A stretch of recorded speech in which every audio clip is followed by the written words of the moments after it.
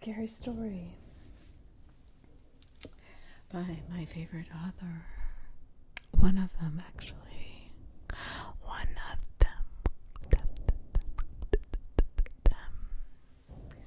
Michael Kelso. Michael Kelso. He can be found on Reddit u/horror_writer_1717. I hope you all are ready for more terror. More terror in your life. This is not for the faint of heart. So please, viewer discretion is advised.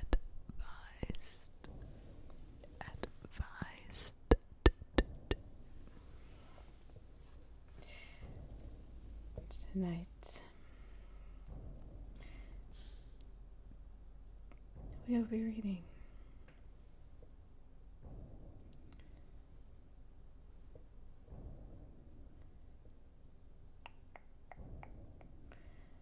Fragments of Fear.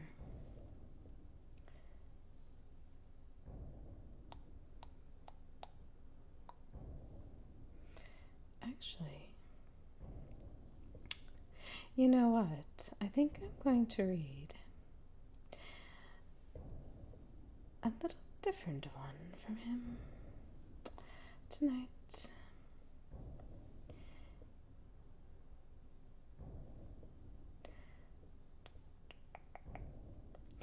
Horror_writer_1717. This one is called I Went Urban Exploring.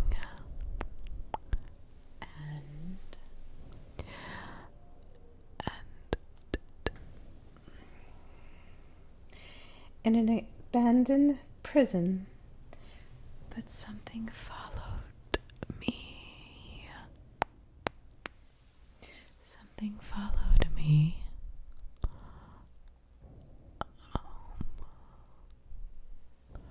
Narrated by Jodi. It was something I wanted to do for a very, very long time.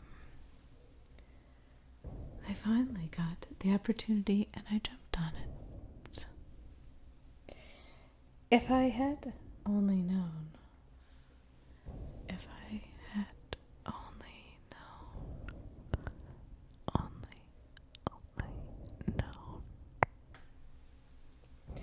The place I went to is open to the public.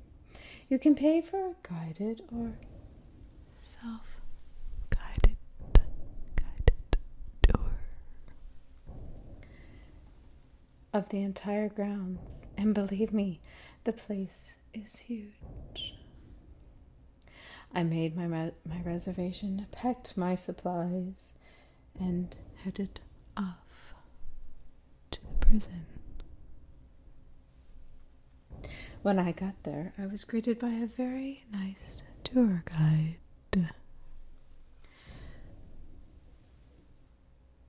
I told him I was a horror author and a former corrections officer, so my interest was in the old part of the prison.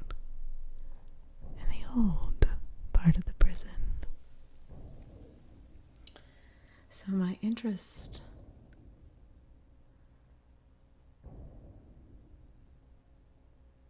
was also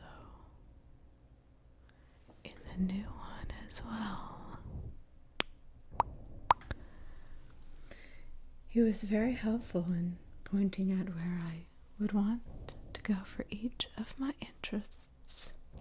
I marked spots on my map for what kind of pictures I would be able to take.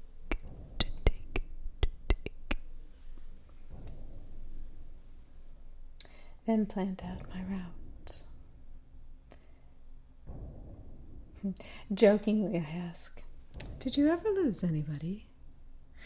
He laughed, but it seemed more nervous than genuine. Oh, you might be surprised, he said.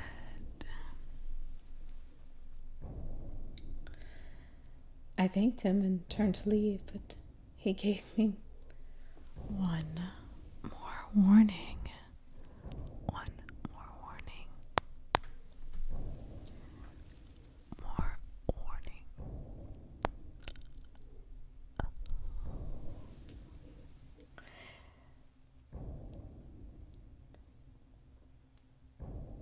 The building? Marked in black, he said, looking somewhat ashen. Don't go in those.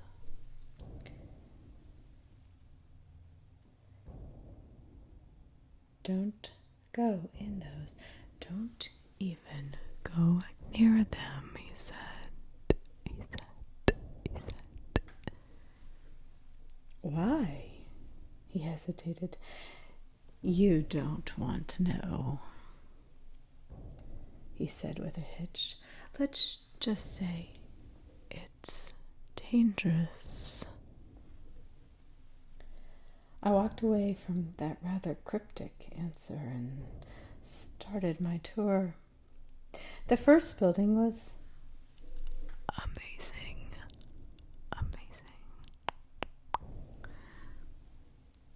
It looked more like a French chalet than a prison building. It was made of stone and looked like it was nearly new. I could easily picture this building standing for another 100 years or more. I pulled out my camera and cell phone and started taking pictures. I used the phone for basic pictures, but the camera was set up for making pictures look creepy.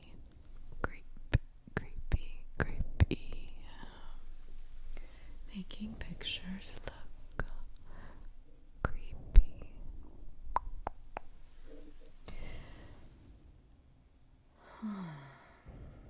The bright, cloudless sky made it look brilliant and welcoming. I had to change settings to make it look like some haunted castle. As I stepped in out of the blazing sun, the interior reminded me of a dance hall. Past the foyer was a large open room with a floor made of bricks and stone archways against one wall that curiously didn't seem to lead to anywhere. Either someone built them as an ostentatious decoration, or whatever they used to lead to was now blocked off. I turned and looked down the first of many creepy hallways. This was the route I wanted to take. I turned away from the large room that was solid metal with bars.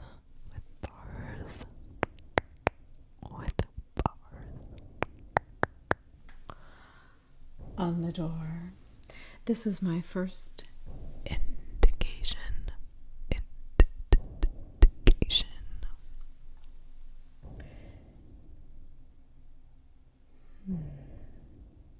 that this building had been a prison.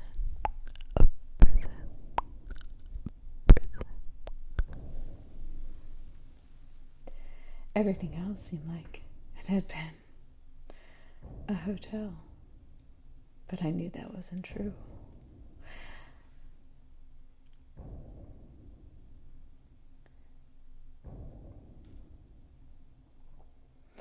I reached the room. There was no bunk or anything else to support that this would have been a long-term housing, which was kind of odd. At the end of the hall, I was presented with a choice. There was a stairwell with stairs going up and also going down. I decided to go up and try for more of a bird's I view. I view.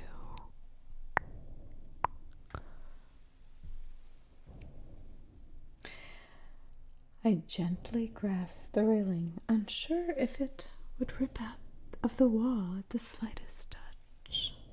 To my surprise, it held, but I did receive a handful of dirt. I stared at my hand for a moment, wondering how long the dirt had been laying there waiting for me to come along. To my surprise, the next level held what I hoped it would, higher views of the rest of the grounds. Along with much more decay than the previous floor, one room held a ceiling fan with its blades drooping down as if it had melted. I chuckled, and for the first time I realized just how empty this building was and how alone I was. The echo came back to me in a voice I did not recognize. I shrugged it off as acoustics and continued my exploration. At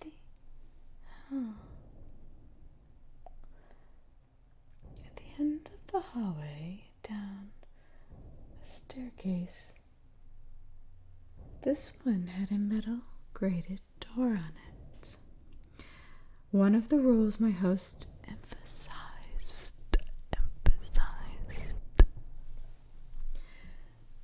was don't open any doors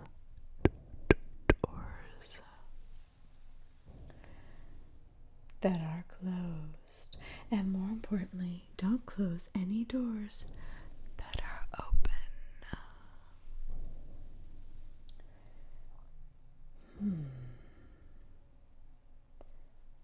When I asked why, he hesitated before flashing a nervous smile and saying, "Because we might not have the key to that door, and it may take a while to get it open again." Oh.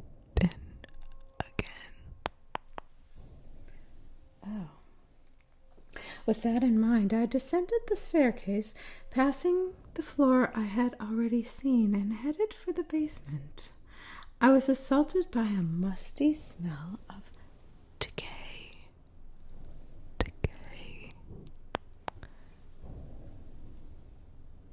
Even though the air was cool, which felt good on a day when temperatures were rapidly heading into the 90s, I still had a sense of foreboding. It didn't help that the rooms in the basement were suffering a much greater degree of decay. There were no ceilings that hadn't already fallen.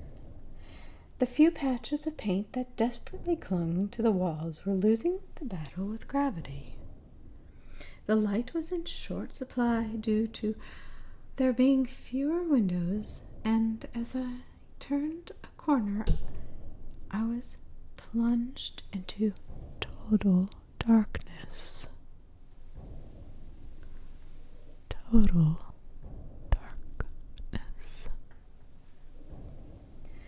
My breath caught in my throat for a moment as I fumbled for my flashlight. The light should have been a comfort, but the circle of light seemed as though it was threatening. Surrounded by darkness, and it was being closed in and smothered by it. I took my first few hesitant steps into this darkness-infested hallway when my light flashed upon a disturbing sight.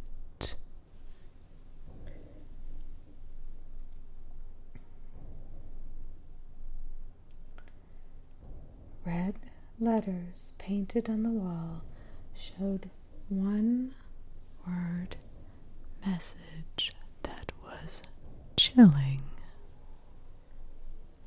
It said, "Help,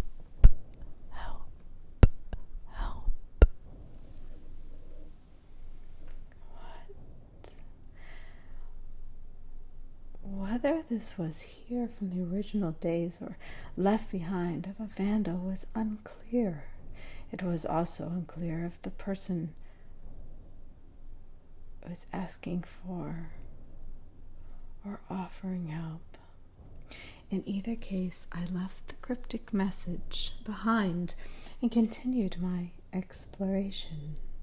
As I walked down the hallway, a gust of cool air caught my attention. I turned and saw a long hallway with no light and no doors.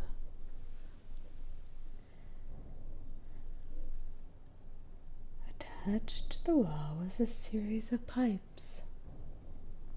Checking my map, I saw that there was a tunnel in the building. However, the map didn't show where it led to. Having decided that I had seen all of this building I really wanted to see, I started down the dark tunnel. It had a damp smell, and the ceiling was peeling. Unfortunately, the ceiling was also lower than the rest of the building.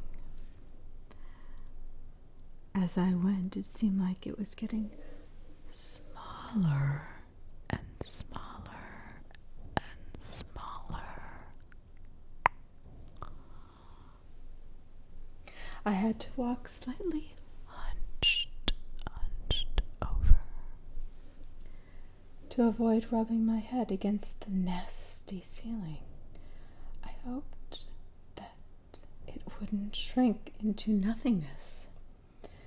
During my entire trip to this point, I had only seen 3, 1, 2,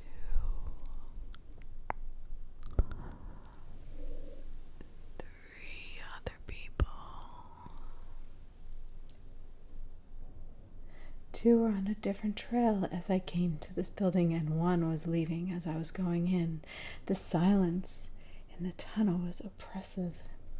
Even more, I made an echo back to me, and to that the shrinking ceiling and my mind was starting to play tricks on me.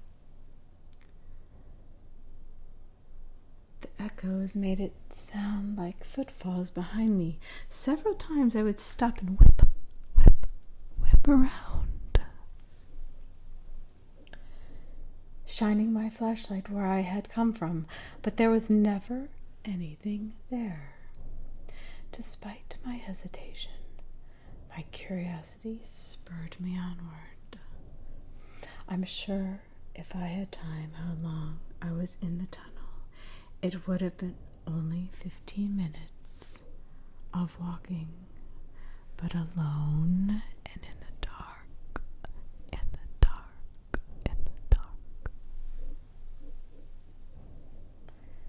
It seemed much longer, with only a small beam of light to guide me, to guide me. But every time I turned around, there was never anything there. I came across side rooms and alternate tunnels, but decided to keep going in the direction I was headed. Eventually, I was rewarded with a thin sliver of light ahead of me. My mind sighed heavily at the thought of literally the light at the end of the tunnel. Just then I heard a sound behind me.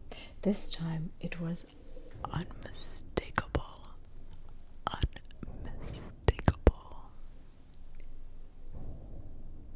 I knew it wasn't the echo of me or my footsteps, because I was standing completely still. It sounded like someone had dropped a rock. I shone my light back into the tunnel and couldn't see anything including the rug. The hairs on the back of my neck stood straight up. As I turned and started toward the light with a little more zip in my step, breathing a little harder, it didn't take long for the end of the tunnel to appear.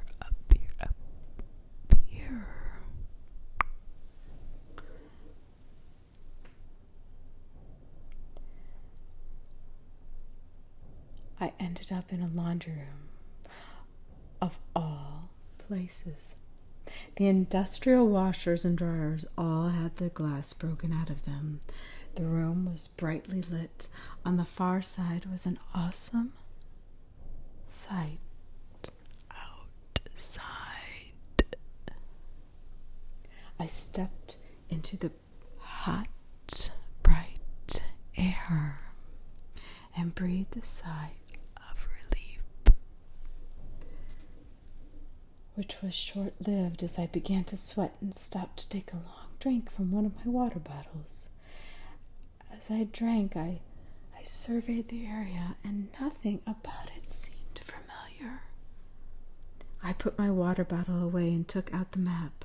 I studied the shapes of the buildings around me and found I had walked nearly the entire length of the property. How is that possible? I had started out at the southernmost border and now was almost to the northernmost. I shook my head in astonishment and then decided which of the buildings to enter next. The mess hall was to my left, and I wanted pictures for my current ghostwriting assignment, so left I went. Expectation clashed with reality when I entered the building, and instead of seeing rows of tables, there was only empty space. I made my way to the kitchen and was astounded that the smell of grease still hung in the air like the ghosts of myriad meals past. I traveled down a hallway, hearing voices but feeling confident they were from other explorers. Finally, I wound up in the RHU section. I was most excited to get some pictures of the cells and especially the recreation area for the book I was writing. The RHU rec was like nothing I'd dealt with before. It was a chain link fence on the bottom and plexiglass on the top, so they couldn't climb up to the ceiling. Not that it would have done any good anyway. The top was covered with razor wire. The entire enclosure only measured 5 feet by 15 feet at the most. I tried to imagine having this as my only outside time when suddenly I heard a door slam shut behind me. I paused and waited for the other explorers to appear, but no one did. I tentatively left the RHU rack and went into RHU itself. All the doors to the cells were open except for one.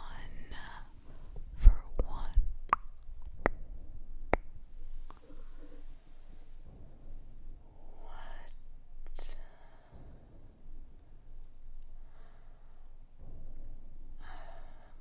I tried to rack my brain and to remember if that door had been closed when I walked through, but I couldn't remember. I began to recall the stories I had read on the prison's websites about how they had housed 2 famous serial killers, each of whom died in this very prison. I tried to remember if I had passed away in the RHU cells that they had passed away in, but decided I didn't really want to know. I took a few pictures of the RHU cells and moved on, perhaps a bit more quickly than I intended.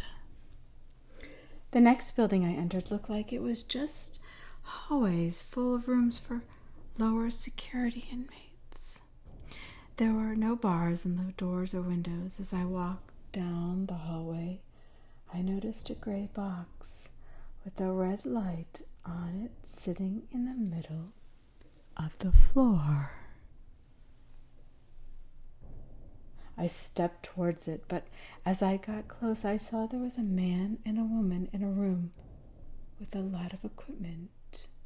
Video monitors, cameras, microphones, you name it. Thinking I had just interrupted a TV show in progress, I apologized and departing that building as quickly as I possibly could. Across from that building was the chapel. I went in and took some pictures, then headed to the basement, only to find yet another tunnel. Having no desire to get lost again, I came back out and returned to the main building to chat with the guides. They laughed at me about getting lost, but were curious about the man and women with the equipment.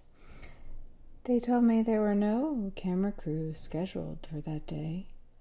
In fact, they told me they didn't remember a man and woman carrying in a bunch of equipment.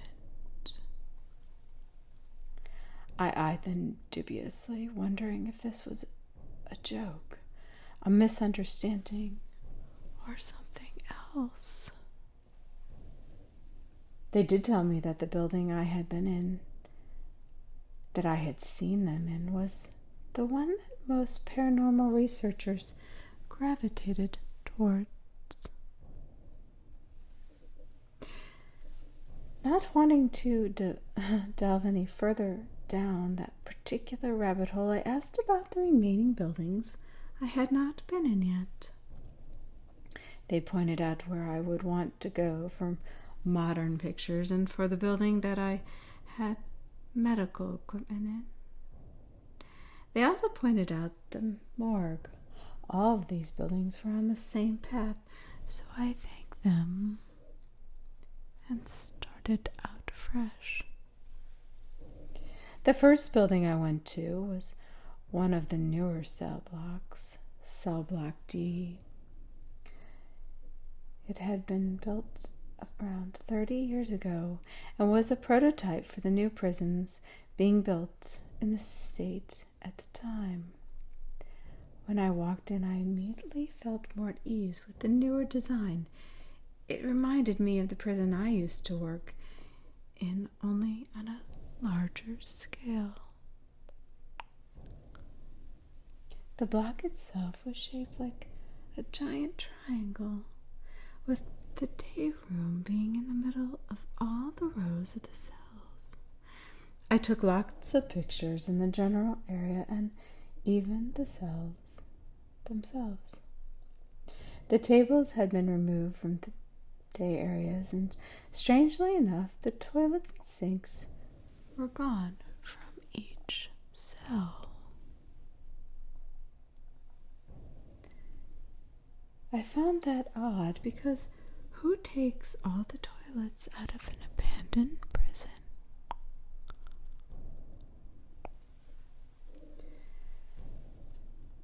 As I was taking pictures, 2 other explorers came into the block.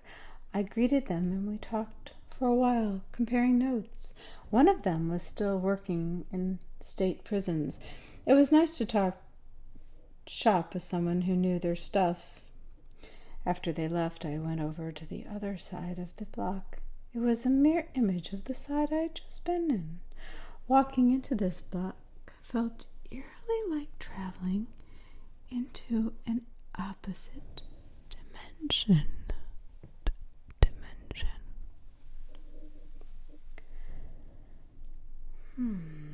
even the air felt different. It was heavier, like there was something weighing it down. I approached the side with much less excitement. There were twin skylights built into the ceiling of each side. Yet this one seemed somehow darker. It was dark, yet this one had enough, and it was so dark that I pulled out my flashlight to see into the corners and the spaces which were the skylights just couldn't reach. I pushed the creepy feeling that had been growing in the back of my mind and kept on with my mission. I was here to take pictures, damn it. I found a cell that was a little less dirty than the others and took some pictures. I wanted to get some from a different perspective, so I went inside the cell block and took pictures facing out into the block. Out. I turned and looked out the window, noticing how much darker the sky looked since I had entered the building. As I did, I heard the slightest of creaks.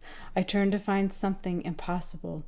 The door of the cell I was standing in was slowly going shut. My mind was in shock. I must have been dreaming. I knew there was no one else there. As I rolled through the impossibility of the situation, the door continued to shut. My mind sent out an urgent reminder. When I first came to the prison, the guides told me they don't have keys to every door.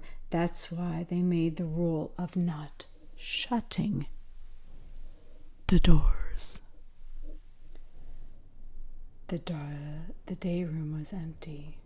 I ran to the first 3 cells to the right and then to the 3 to the left, looking for someone hiding nearby who had played this trick on me. No other person was there. My spine turned to ice as I froze in time. I had a sudden use for the missing toilets, but more than that, I had a sudden need to get the hell out of that building. I ran to the main entrance, but found the door was shut. I pulled and pulled, but it refused to give. I looked around for anything to pry it open with, but found nothing of use.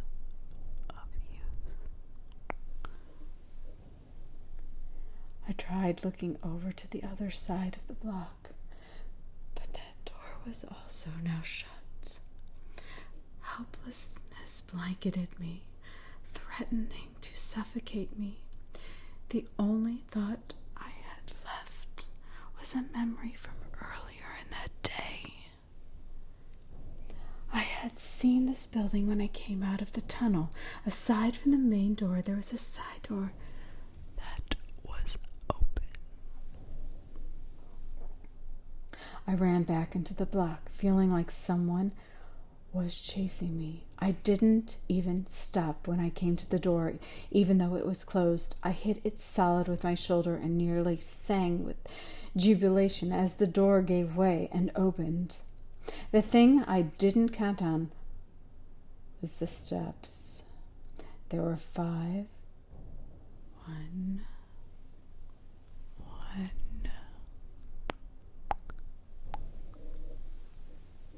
2, 3, 4, and 5 steps. There were 5 concrete steps leading from the block down to the path below. I cleared them all and landed head first in knee-deep grass next to a tree. I didn't care, though, because I was free of the building that seemed determined to trap me. As I lay there rejoicing in my newfound freedom, I looked up at the sky. When I entered the building, it was sunny, near 90 degrees. Now clouds ruled the sun, with no sun to be found in the sky.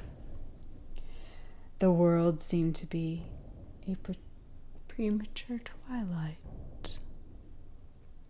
I knew I couldn't have been inside for more than 20 or 30 minutes.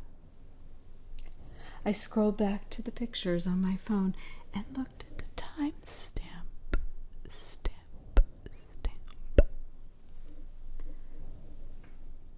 From when I took the first picture until now. Sure enough, 28 minutes. How could the sky have gone dark so quickly? I shoved the thought in the back of my mind and focused on getting as far away from this building as possible. I started running through the tall grass, headed for the asphalt road that ran through the middle of the compound, straight back to the main building. After getting turned around, I finally made it back to the road. I turned back toward the building that looked almost as innocent as when I first stepped inside of it. The difference was the lighting. The darker sky made everything seem somehow more sinister. Yes, more sinister. Of course, that may have just been the fact that I was nearly trapped in the building that made it that way, or made it feel that way. Being safely outside made my mood immensely better. I wrestled with myself whether to go to the next building or just call it a day. I had plenty of pictures, and giving up wouldn't have meant failure. I had gotten the pictures I came for. As I held my mental tug-of-war, I noticed a man looking out of a window in one of the nearby buildings.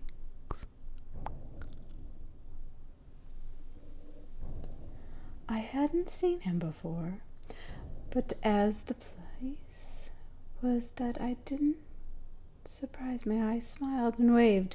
He didn't smile back, and he didn't wave back. He just kept staring at me.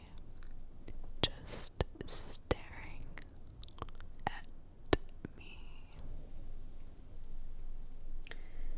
That made my mind up for me. I headed for the last building.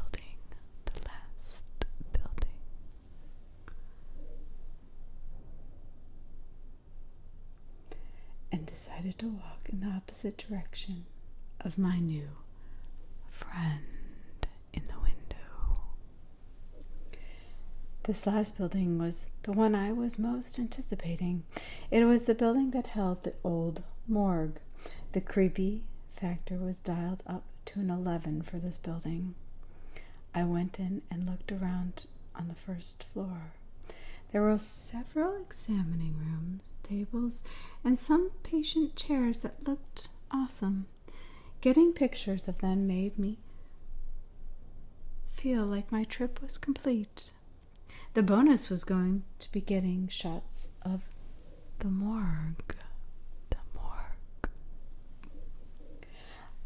I went downstairs and followed the hallway to the end where the morgue was supposed to be.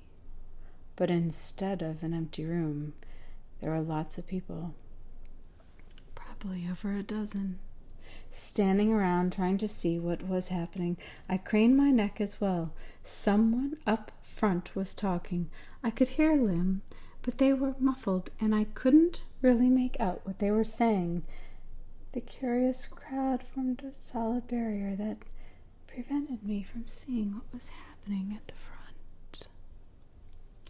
I found an old chair in one of the other rooms and pulled it out, and then climbed up on it to see what was going on. When I saw it, I nearly vomited. "Oh my God," I said, seeing the person in the front was dressed entirely in a white gown that had been soiled with red. He was doing an actual autopsy. The person laying on the table was wearing a green top and white shorts. It was obviously a woman from the exposed breasts. Her rib cage was open, and the man in the white gown had a heart in his hand. When I spoke, everyone, including the man in the gown, stopped and stared at me. It wasn't the stare you get when you talk too loud in a church or a library. This is something much deeper, more malevolent. I tried to pull myself off the chair, and my mind and my body, it didn't seem to be on speaking terms. My mind was still trying to comprehend what in the hell was happening, while my body was screaming for control to get us the hell out of there. When the group collectively turned and reached for me, my mind regained itself, and I took off in a flash. I ran down the hall, not even looking back to see if anyone was in pursuit. I took the stairs over at least 2 at a time, nearly tripping as I bolted out the door. Once out in the open air, I felt some of the panic bleed away, but I did not stop. I wanted out. I had enough pictures, and even if I didn't, I knew it was time to go. It was time to go. I ran down the trail, only to skid to a stop. The man who had stared at me through the window was now blocking my path. He wasn't doing anything more than standing there staring at me, but I didn't want anything to do with him. I shot over to another path, running full speed, trying desperately to keep my backpack from falling off. I made the turn to cut between the 2 buildings when I saw the man standing there again, blocking my path. It was possible. It just wasn't possible for him to be there again, blocking my path.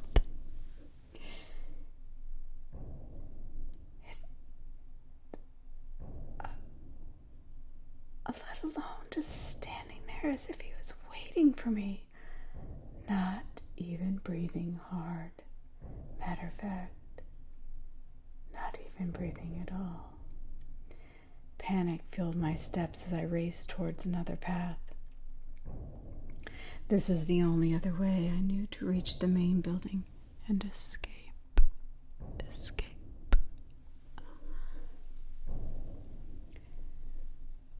Once again, the man stood in the middle of my path. This was the only other way to reach the main building and escape. Once again and again, the middle of the path blocking it. I paused for a moment to catch my breath. The man made no move towards me. He merely stood there. I turned and saw that the people from the morgue were pursuing me. This was it. I had no choice. I ran straight at the man. He didn't move. I lowered my shoulder, rammed into him, but when I reached the point of contact, there was nothing there.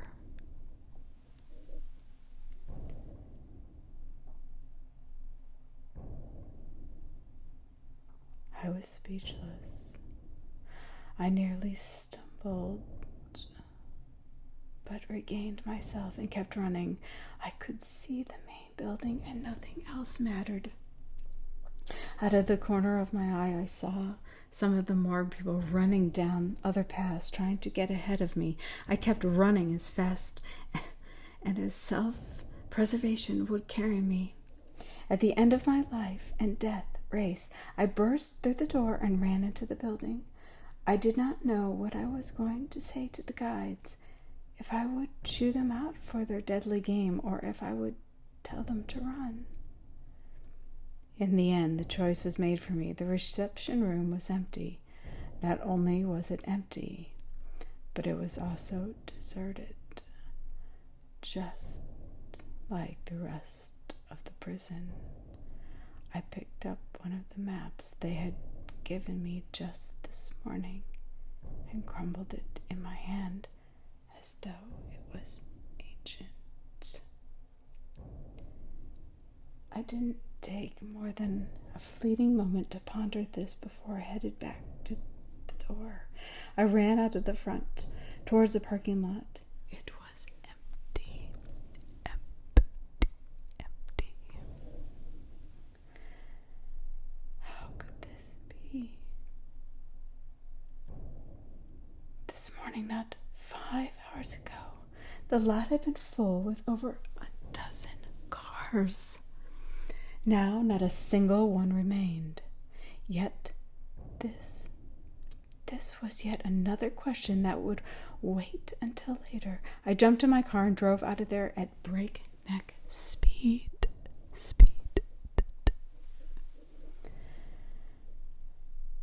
It wasn't until miles down the road that I slowed to a speed limit on my way home. Things haven't been the same ever since I visited the prison. Everything is different. My house looks like my house, but it doesn't feel the same. It's like that feeling of being watched, that constant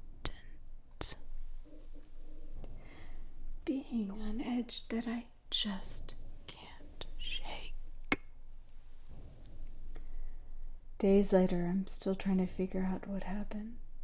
I looked up the website for the prison, but it was gone as if it never existed. I know it wasn't a dream.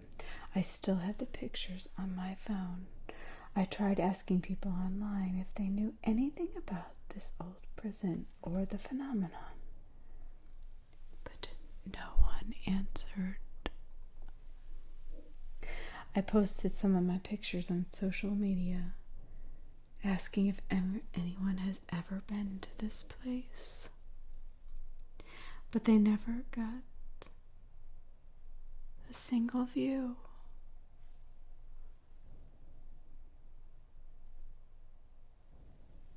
I don't know if anyone will even read this, but I must post it to warn others to keep away.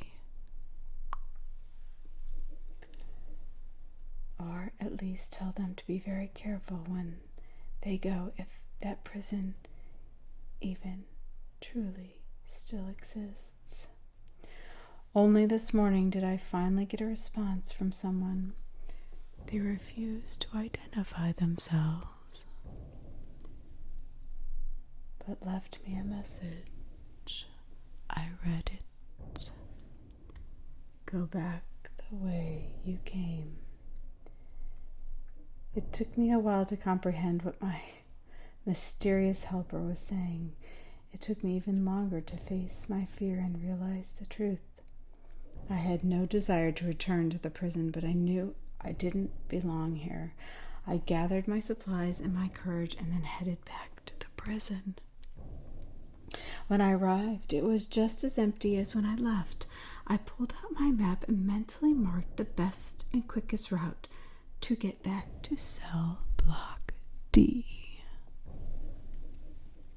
Cell block D. I slipped inside the main building as quietly as possible before sneaking out of the back door and into the prison compound. I looked for anyone creeping around before starting on my direct route back to D block. I stuck to the shadows as much as possible. The diminished daylight helped me this time around. I was nearly halfway there before the man appeared in front of me. I tried the same bum rush that had worked the first time, but he was ready for it. As I passed through him, he grabbed my backpack and stopped me in my tracks.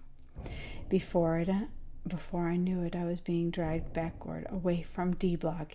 He dragged me into RHU and threw me in a cell. For a long time he sat and he watched me. I sat on the bunk, curled up in the corner, trying not to go to sleep when I heard something. It was the banging in another cell. I jumped up and ran to my cell door. "Hello?" I yelled. "Hello," they answered. "Are you stuck here too?" I said. "That depends," they said. "On what? Are you human or one of those things?" I chuckled. "I'm human, I guess. I got pulled over to the other side when I was in D Block." "Wait a minute. Were you the guy I was talking to? The prison guard?" "Yeah, did you get pulled through right before me?" "Seems like." "What about your friend?" "We got separated. I haven't seen her." "Remind me of what she was wearing," I said, having a terrible thought. "Oh, she had a pastel green top and white shorts on. Why?" I hung my head. "I'm sorry, but I know exactly where she is." "Where?" he said slowly. "In the morgue. They're performing an autopsy on her." What? Silence hung heavy in the air, punctuated by an occasional sniffle. "Are you sure?" "That's what the woman was wearing when the man..." "Oh, okay," she said. I don't want to hear any more." For a long time I didn't say anything. "I didn't get your name before," she said eventually. "It's Mike. What's yours?" "Celia," she said. "Nice to meet you, Mike." "Same. I just wish it wasn't here." "At least it took them a while to find you," she said. "I left it alone. I was gone, off the property." "Then why in the hell would you come back?" I explained about the site being gone and the cryptic response I got. "I think we're not in our own world, and I think the only way back is through D Block." "Wow," she said after a few moments. "That's a lot to think about." "I have a plan," I said. "Have they been feeding you?" "Yes, they come around 3 times a day, just like in a prison." "I wonder if that's what they are, guards that have somehow become attached to this place. Like us." "Yeah, but not for long." "They should be around soon," she said. "Let's hope your plan works. Just be ready to go into a moment's notice." A little over an hour later, my pie hatched open and a sandwich was shoved through. The man looked at me and then went on his way. 5 minutes later, I dug into my bag and I pulled out a thin metal wedge with one end covered in duct tape. I pressed it against the cell door lock, pulled out a hammer, and hit the wedge into the lock, and it popped open. I went to Celia's cell as quietly as possible and handed her the wedge and hammer. Soon she was free as well. She handed me back my tools as we made our way out of RHU and started towards D Block, blending into the shadows as we went. As we approached the front door, something didn't feel right. I opened the door with no problem. "I don't think this is the right way," I said, holding the door. "What other way is there?" "Go back the way you came," I said. "That's what the message said." "So this is the way we came." "But it's not," I said. "I came through the side door. I think we have to go that way." I started towards the side door, but she blocked my path. "That's not the right way," she said. "Okay," I said slowly. "We'll try it your way." I followed her through the front door. "So how did it happen for you?" she said. "I was on the left side of the block when I met you and your friend, then went over to the right side. As soon as I did, I could feel the difference. Then the portal should be right here in the main reception area, she said, looking around. I watched as she held her arm out in front of me, waved them around like she was hoping to catch them on some invisible string that would magically open a portal. It doesn't seem to be working, she said. I have one more theory to test, I said. Come with me. We went back to the left side of the block. I was in a cell when something strange happened, I said, stepping in the cell. She followed me in as I felt along the walls towards the door. I jumped back out of the cell and slammed the door, leaving her inside. What are you doing? She said. It's a surprise, I said. Just hold on here. I'll be right back. I went back through the front door and around to the side door I had escaped from. One tug on the door and it opened easily. I stepped inside and was greeted by the same oppressive feeling as before. The air seemed heavy with anticipation. I wasted no time running across the block, heading for the door. Just before I got there, Celia stepped in front of it. I slid to a stop on the dirty concrete. How did you get here? I said. Her eyes flashed betrayal. No thanks for you. That's for sure. How did you get here?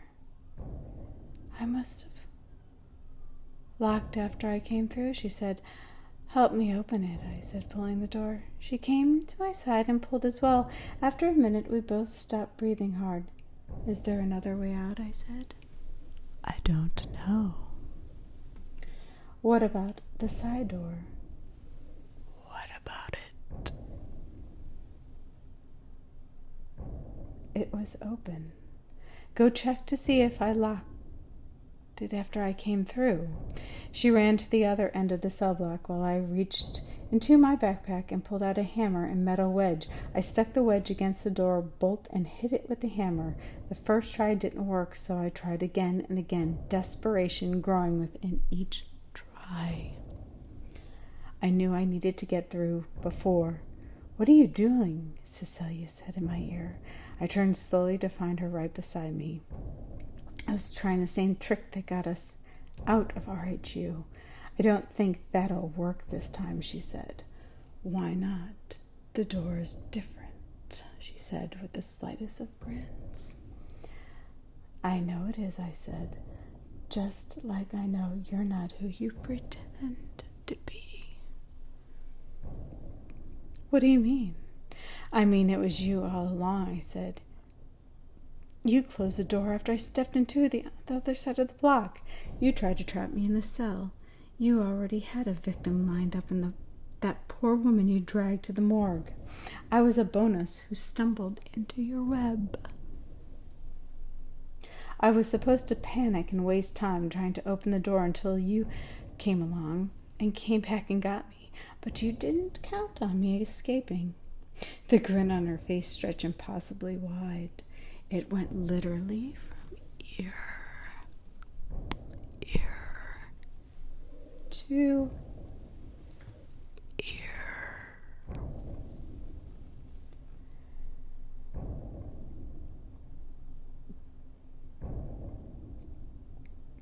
Her eyes disappeared, leaving only empty holes, black as the abyss. You're right, she said, her voice suddenly sounding like a dozen voices together in some unholy chorus. I didn't expect you to escape, but instead of fleeing the trap, you went deeper in it. Now I'm back, and you still need me here. She laughed. The cacophony of voices sounded harsh and menacing. You're not going anywhere except the morgue, she said, taking the hammer from my hand.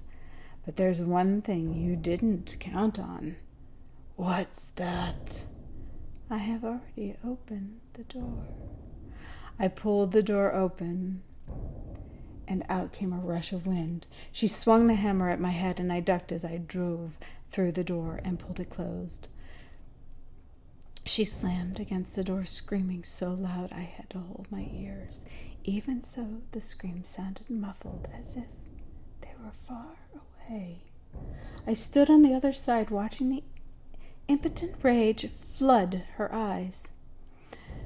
She reached through the door and grabbed my wrist, trying to pull me back through. I panicked and resisted against her steel grip. My hand drifted closer to the door as I was unable to fight against her supernatural strength. When my hand touched the door, it stopped. She tried over and over, but it wouldn't go through. When I looked at her and smiled. "See, it only works if I go through willingly, doesn't it?" I said. "You can't take me back against my will." She looked at my hand and snarled. Her teeth grew massive and her face contorted into an inhuman monstrosity. "Well, I'll be going now," I said, looking at my wrist that was still held in her grip. She straightened. Her face went impassive. The rage seemed to bleed away.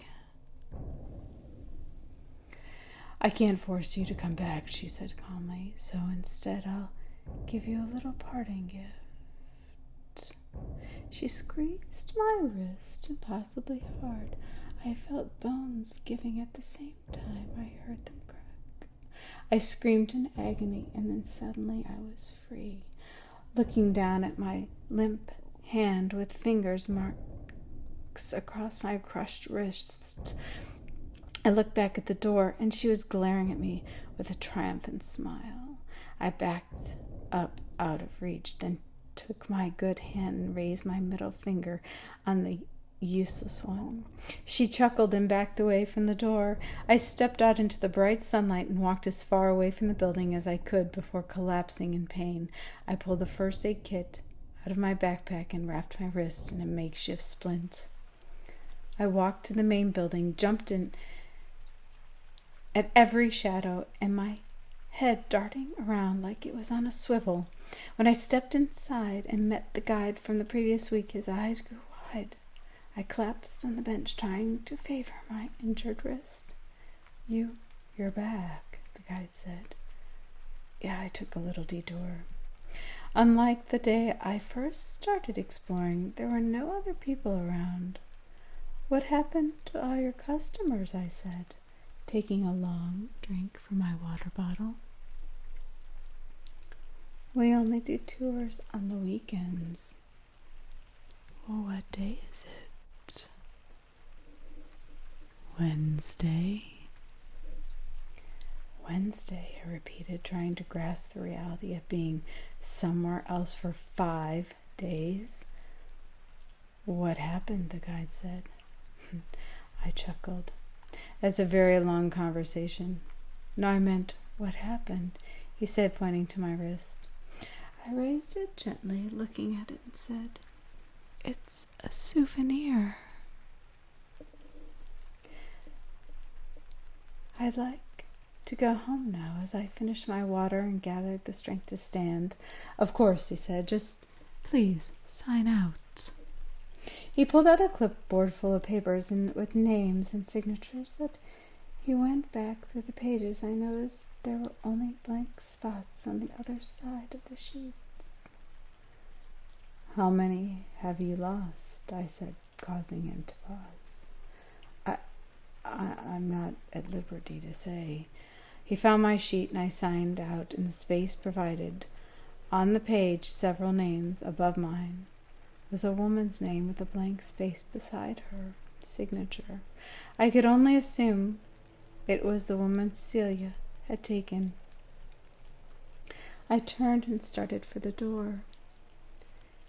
"You're the only one to make it back," I heard. I turned and looked at him, but he acted like he hadn't said a thing.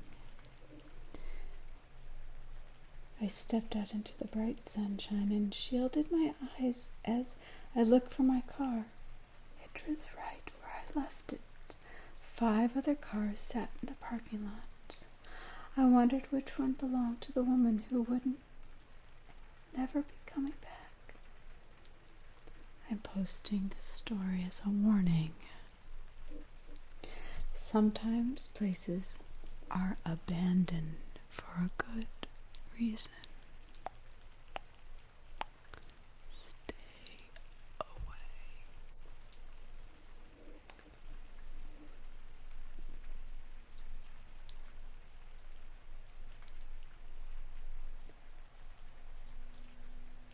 That was Mr. Michael Kelso.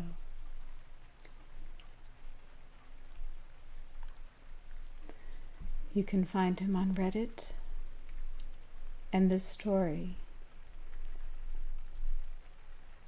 at u/horror_writer_1717 on r/no sleep. That again is u/horror_writer_1717 at r/no sleep.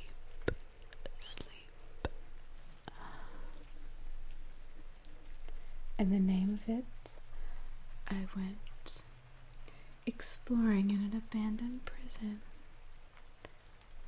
and something followed me.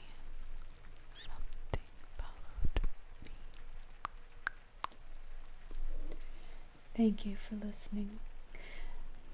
This is Jodi, the Foul True Crime, narrating for Mr. Michael Kelso, one of my favorite writers. Please go on and give him some love, because he is a fantastic writer and deserves all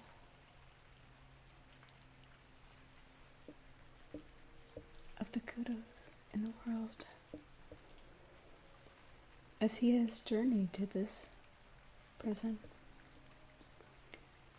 You never know if this was really his experience or not. That's the thing with scary stories. See, you don't really know if the writer is speaking directly the truth or with some kind of embellishment. And that's what makes it so intriguing.